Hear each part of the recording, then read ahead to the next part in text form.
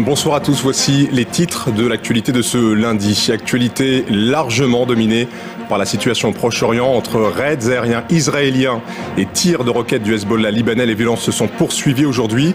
Les évacuations de ressortissants étrangers du Liban s'organisent.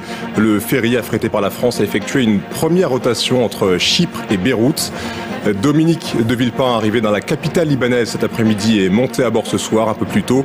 Il avait appelé à une trêve humanitaire immédiate. Le traumatisme d'un tsunami dévastateur a ressurgi aujourd'hui en Indonésie. L'île de Java a été frappée par un raz-de-marée qui a fait au moins 67 victimes. En France, c'est la chaleur qui inquiète. L'alerte canicule est en vigueur dans une vingtaine de départements.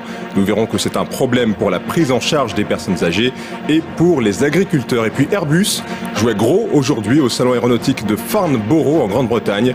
Le constructeur européen y présentait une deuxième version de son A350 avec l'ambition de refaire son retard commercial sur l'américain Boeing. La situation continue de se dégrader au Proche-Orient. Les frappes israéliennes au Liban se sont poursuivies aujourd'hui alors que de nouvelles roquettes tirées par le Hezbollah ont frappé le nord d'Israël. Cette situation provoque des déplacements de population au Liban, mais aussi le départ de nombreux ressortissants étrangers. La France a commencé à organiser cette évacuation, pour l'instant volontaire. Pierre Baretti et Jean-François Drouillet. C'est la fin de ce journal. Merci de votre attention. À suivre les prévisions météo d'Evelyne Delia. Et puis ce sera votre série de l'été, le maître du Zodiaque. Pour l'information, demain ce sera Jacques Legros à 13h et j'aurai le plaisir de vous retrouver à 20h. Bonne soirée.